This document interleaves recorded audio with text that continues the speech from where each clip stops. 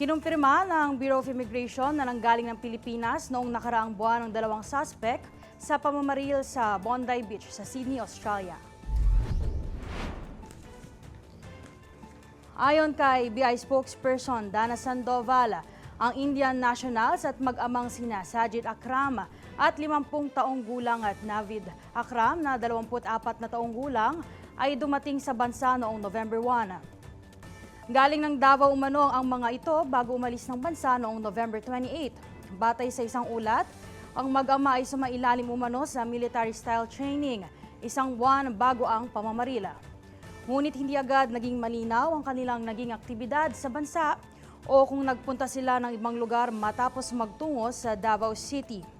Kilala ang rehiyon kung saan aktibo ang mga teroristang grupo kabilang mga grupong may kaugnayan sa ISIS.